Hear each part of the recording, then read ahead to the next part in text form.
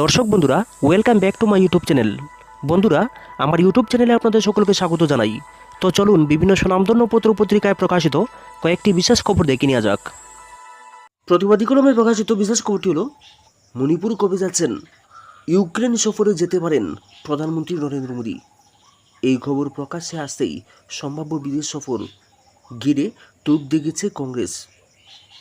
হাত শিবিরের কথায় মণিপুরের থেকেও ইউক্রেন কি বেশি গুরুত্বপূর্ণ? উল্লেখ্য, শনিবারই মোদির সঙ্গে দুটি বৈঠকে হাজির ছিলেন মণিপুরের মুখ্যমন্ত্রী এন বীরেন সিং। তারপরেই মণিপুরকে নিশানা করে মোদির ইউক্রেন সফরকে বিঁধেছেন কংগ্রেস। সূত্রের খবর, আগামী মাসেই ইউক্রেন যাচ্ছেন মোদি। বিদেশ মন্ত্রকের একটি সূত্র জানাচ্ছে, রাশিয়ার সঙ্গে যুদ্ধে ইতি টানার প্রক্রিয়া নিয়ে ইউক্রেনের প্রেসিডেন্ট ভলোদিমির জেলেনস্কির সঙ্গে আলোচনা হতে পারে প্রধানমন্ত্রীর। পাশাপাশি দ্রুত যুদ্ধবিরতির জন্য কিয়েভ ও মস্কোর মধ্যে দূতের ভূমিকায় অবতীর্ণ হতে পারেন মোদি। তাৎপর্যপূর্ণভাবে গত জুন মাসে ইটালিতে অনুষ্ঠিত G7 সম্মেলনে জেলেনস্কির সঙ্গে সাক্ষাৎ করেছেন প্রধানমন্ত্রী। পরস্পরকে জড়িয়ে ধরতে দেখা গিয়েছে দুই রাষ্ট্রপ্রধানকে। বিশ্লেষকদের মতে, রুশ প্রেসিডেন্ট পুতিন এবং জেলেনস্কির মধ্যে নতুন সেতুর কাজ করতে পারেন মোদি। কারণ আমেরিকা এবং পশ্চিমের শান্তি আলোচনাগুলোতে মস্কো আমন্ত্রিত ছিল না, থাকলেও পুতিন তা মেনে নিতেন না।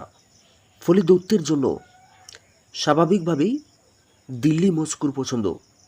কিয়েভের সেই কথা অজানা নয়। এই সফরের খবর প্রকাশ্যে আসতেই মোদিকে তোপ দেখেছেন কংগ্রেস। দলের সাধারণ সম্পাদক জয়রাম রমেশ এবং এক্স হ্যান্ডেলে লিখেছেন, প্রধানমন্ত্রীর সঙ্গে একই দিনে দুটি বৈঠকে হাজির ছিলেন মণিপুরের মুখ্যমন্ত্রী। তাই মণিপুরের মানুষ জানতে চাইছেন, মুখ্যমন্ত্রী কি রাজ্যের জ্বলন্ত সমস্যাগুলো নিয়ে একবারও প্রধানমন্ত্রীর সঙ্গে আলাদা করে কথা বলেছেন?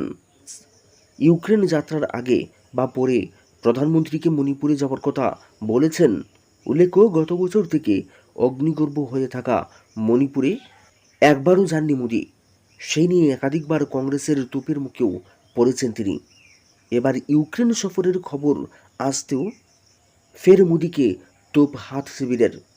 শিক্ষা সপ্তাহ সমাপ্ত, সেপ্টেম্বরে বিদ্যাসেতু।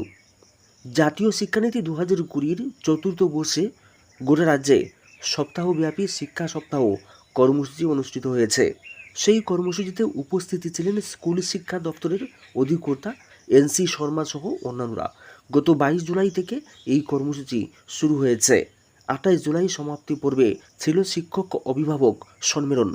এদিন NC শর্মা ছাড়াও নিপুণ ত্রিপুরার নোডাল অফিসার অভিজিৎ সমাজপতি সহ অন্যান্যরা বিভিন্ন স্কুল পরিদর্শন করেছেন। শিক্ষা দপ্তরের তরফে জানানো হয়েছে, শিক্ষা সপ্তাহ শেষ হয়েছে। তার পাশাপাশি সেপ্টেম্বর মাসে হবে বিদ্যাপ্রবেশ, ইভ্যালুয়েশন বা বিদ্যাসেতু কর্মসূচি। এদিকে শিক্ষা সপ্তাহ কর্মসূচির অঙ্গ হিসেবে বিভিন্ন শিক্ষা প্রতিষ্ঠানে, মহারানী তুলসীবতী সহ অন্যান্য শিক্ষা প্রতিষ্ঠানে, মোহনপুর বিদ্যালয় পরিদর্শকের অন্তর্গত লক্ষণ সিংমুরা নিম্ন বুনিয়াদী বিদ্যালয়েও শিক্ষক অভিভাবক সম্মেলন ও তিথিভোজন কর্মসূচির আয়োজন করা হয়েছে। মোহনপুর বিদ্যালয় পরিদর্শক বন্দন দেববর্মা, বিদ্যালয়ের শিক্ষক ইনচার্জ শুভজিৎ গুপ্ত সহ অন্যান্যরা উপস্থিতি ছিলেন। বিদ্যালয়ের সপ্তাহব্যাপী আয়োজন নিয়ে আলোচনা করেছেন। মেধার বিকাশে এবং বিকশিত শিক্ষার প্রসারে আলোচনা করা হয়েছে। চলতি মাসেই রেশনে নেই চিনি, ডাল, জানালো দপ্তর। একটানা 2 মাস ধরে রাজ্যের সরকারি ন্যায্য মূল্যের দোকানে চিনি এবং মসুরি ডাল মিলবে না। ডাল শূন্যতায় 2 মাস কাটাতে হবে ভোক্তাদের। চলতি মাস থেকে ন্যায্য মূল্যের দোকানের ভোক্তারা চিনি এবং ডাল পাননি। তাতে ভোক্তারা অসন্তুষ্ট হয়েছেন। বাজার থেকে চড়া মূল্যে চিনি এবং ডাল কিনতে হচ্ছে। বর্তমানে কার্ড পিছু প্রতি মাসে 1 কিলো করে চিনি এবং ডাল বরাদ্দ রয়েছে। APL ভোক্তার জন্য 1 কিলো চিনির মূল্য 25 টাকা, ডালের মূল্য 84 টাকা। BPL বা এই ধরনের ক্যাটাগরি ভোক্তাদের জন্য 1 কিলো ডালের মূল্য নেওয়া হয় 59 টাকা। এদিকে খাদ্য দপ্তরের এক আধিকারিক ন্যায্য মূল্য দোকানে ভোক্তারা চিনি ও ডাল কবে পাবেন জিজ্ঞাসা করা হলে জানিয়েছেন আগামী 2 মাস চিনি ও ডাল পাওয়া যাবে না। এই চিনি ও ডাল পরে একসাথে রাজ্যের সব ন্যায্য মূল্যের দোকানে পৌঁছে দেওয়া হবে। চলতি জুলাই মাস সহ 2 মাসের চিনি এবং ডাল পরবর্তী মাসে একসাথে বিলি করা হবে। বিজেপি শাসনে আইন শৃঙ্খলা তলানিতে গিয়ে ঠেকেছে পিসিসি সভাপতি। বিজেপি শাসনে রাজ্যের আইন শৃঙ্খলা তলানিতে গিয়ে ঠেকেছে। গণতন্ত্রের কবরস্থানে পরিণত হয়েছে ত্রিপুরা। প্রতিটি নির্বাচনে গায়ের জোরের দখল করে নিচ্ছে মানুষের জীবন রুটি রুজি। রাজ্যের সংবিধান অচল। নির্বাচন কমিশন পঞ্চায়েতি নির্বাচনকে অবাধ ও সুষ্ঠুভাবে সম্পন্ন করার ঘোষণা দিয়েছিল, কিন্তু তা রক্ষা করতে সম্পূর্ণ ব্যর্থ হয়েছে নির্বাচন কমিশন। এসব অভিযোগ করেছেন পিসিসি সভাপতি আশিস কুমার সাহা। রবিবার সাংগঠনিক কর্মসূচিতে অংশগ্রহণ করতে বিলোনিয়া আসেন তিনি। সেখানে দলীয় নেতাকর্মীদের সাথে বৈঠক করার পাশাপাশি সাংবাদিকদের সাথে মিলিত হয়েছেন। সেখানে তিনি আরও বলেছেন, দ্রব্যমূল্য আকাশ ছুঁয়েছে, অথচ সরকার এবং প্রশাসন নির্বিকার। ত্রিস্তর পঞ্চায়েত ব্যবস্থাকে বিজেপি দুর্নীতির আখড়ায় পরিণত করেছে। নিজের পরাজয় বুঝতে পেরে মনোনয়নপত্র জমা থেকে শুরু করে বিভিন্ন জায়গায় সন্ত্রাসের রাজত্ব কায়েম করা হচ্ছে। আশিস সাহা বলেছেন, রাজ্যের বিভিন্ন ব্লকে বিজেপি বিরোধীদের মনোনয়নপত্র জমা দিতে দেওয়া হয়নি। যারা লড়াই করে জমা দিয়েছেন তাদের ভয়ভীতি প্রদর্শন করে মনোনয়নপত্র প্রত্যাহারে বাধ্য করা হয়েছে। বিলোনিয়ার রাজনগরে জেলা পরিষদের প্রার্থী বাদল শীলকে খুন হতে হয়েছে বিজেপি দুর্বৃত্তদের হাতে। এত অত্যাচার, এত সন্ত্রাসের পরেও রাজ্যের গণতন্ত্রপ্রিয় মানুষ বিজেপির সন্ত্রাসের শাসনের বিরুদ্ধে লড়াই করতে প্রস্তুত। জাতীয় কংগ্রেস পঞ্চায়েত নির্বাচনে বিজেপির বিরুদ্ধে যেসব জায়গায় প্রার্থী দাঁড় করিয়েছে তাদের হাত চিহ্নে ভোট দিয়ে জয়ী করার আহ্বান রেখেছেন তিনি। সরাসরি না বললেও বামেদের পক্ষেও যেন ভোট দেওয়ার হয় তাও বুঝিয়ে দিয়েছেন, কারণ অনেক জায়গায় কংগ্রেস প্রার্থী না দিলেও বামফ্রন্ট লড়াই করছেন। তার বিশ্বাস, বিজেপি বিরোধী ধর্মনিরপেক্ষ ইন্ডিয়া ব্লকের প্রার্থীরা বিপুল ভোটে জয়ী হবেন। বাজেটের বিরোধিতা। কেন্দ্রীয় বাজেটের বিরুদ্ধে মাঠে নেমেছে সিপিআইএম। আগরতলায় কর্মসূচি সংগঠিত হয়েছে। বাজেট জনবিরোধী, বৈষম্যমূলক।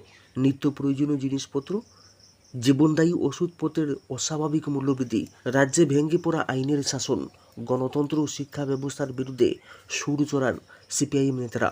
সিটি সেন্টারের সামনে বিক্ষোভ কর্মসূচি সংগঠিত করা হয়েছে। এই পর্বে সিপিআইএম রাজ্য সম্পাদক ডাক্তার যুধিষ্ঠির দাস, মিলন বৈদ্য, ধনমণি সিনহা, ওহিদ মিয়া, সুব্রত দেবনাথ, তুলসী দাস, রূপালী সুস্মিতা নন্দী উপস্থিত ছিলেন। এদিকে কেন্দ্রীয় বাজেটের বিরুদ্ধে সিপিআইএম মেলাগড় অঞ্চল কমিটির উদ্যোগে বিক্ষোভ কর্মসূচি সংগঠিত হয়েছে। বাজেটের প্রতিবাদেই ছিল এই আয়োজন।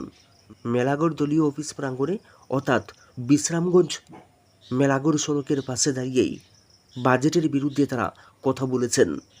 এক সভায় অনুষ্ঠিত হয়েছে। গৌরাঙ্গ ঠাকুরদার সভাপতিত্বে সভায় আলোচনা করেছেন সিপিআইএম রাজ্য কমিটির সদস্য সুরেশ দাস সহ অন্যান্যরা। তিনি আলোচনা করতে গিয়ে কেন্দ্রীয় বাজেটের তীব্র সমালোচনা করেছেন। এই পর্বে দীনেশ দাস, নিত্যানন্দ বর্মন, মনমোহন দাস, রতন দাস প্রমুখ উপস্থিত ছিলেন। এদিকে আগরতলায় কেন্দ্রীয় বাজেটকে জনবিরোধী বলে সাংবাদিক সম্মেলন করল সারা ভারত ফরওয়ার্ড ব্লক ত্রিপুরা রাজ্য কমিটি। এই কাজেই কেন্দ্রীয় সরকার, এই বাজেট কেন্দ্রের সরকার বাঁচানোর বাজেট, সাধারণ মানুষের জন্য কিছুই নেই বললেন রঘুনাথ সরকার।